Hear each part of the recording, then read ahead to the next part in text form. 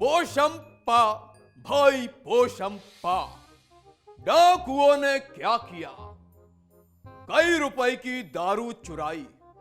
अब तो जेल में फंसना पड़ेगा, जेल का खाना खाना पड़ेगा, जेल का पानी पीना पड़ेगा, अब तो जेल जाना पड़ेगा।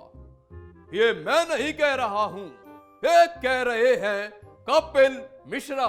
फाइनली एक और चोर जेल के अंदर गया।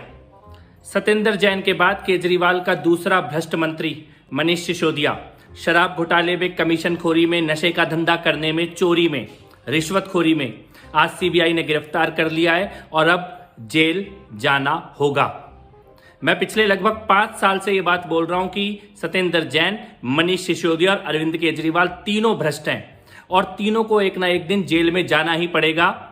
आज इन तीनों में से 2 लोग भ्रष्टाचार में, चोरी करते हुए पकड़े जाने के कारण जेल जा चुके हैं।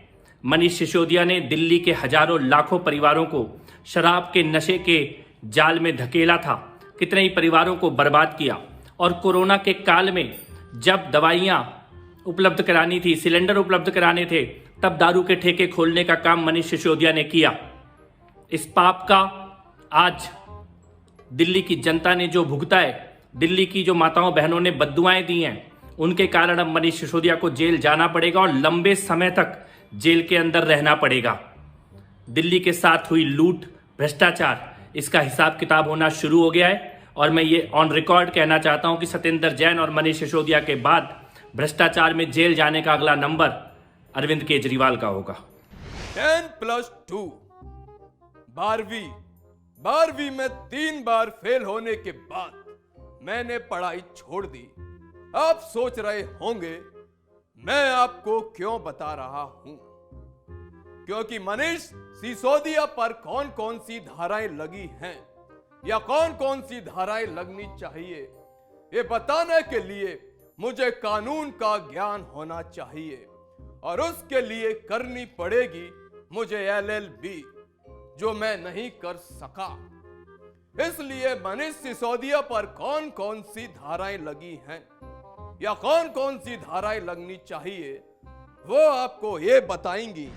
आईपीसी की धारा 120B आपराधिक साजिश, 477A धोखे की मंशा और भ्रष्टाचार निरोधक कानून की धारा 7 यानी तय आय से ज्यादा पैसा लेना, ये तमाम धाराएं लगी हैं कट्टर ईमानदार मनीष सिसोदिया पर।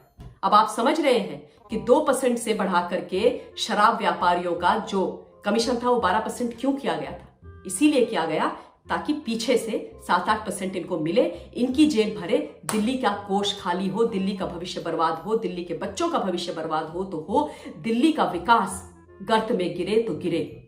जो ब्लैक लिस्टेड शराब व्यापारी थे उनको बिजनेस दिया गया, उनको शराब के ठेके दिए गए क्योंकि उनसे करोड़ों करोड़ रुपए का न्योछावर लिया गया था। 144 करोड़ रुपए कोविड के नाम पर वापस कर दिए जो दिल्ली के कोष में आने चाहिए थे। ऐसी तमाम चीजें मैं आप लोगों को गिनवा सकती हूं और आज ये बैठ करके वेंडेटा रो रहे हैं, बोल रहे हैं कि हमारे साथ गलत हो रहा है और अरविंद केजरीवाल जी बोल रहे हैं कि मनीष बेकसूर है। तो मैं पूछती हूं कि मुख्यमंत्री जी आप बता दीजिए कि कसूरवार कौन है, क्योंकि स्कैम तो हुआ है तो कसूरवार को आप ही सामने ले आइए, मनीष सिसोदिया छूट जाएंगे। सुनी में आज बस इतना ही, कल फिर मिलेंगे अगर समय रहा तो।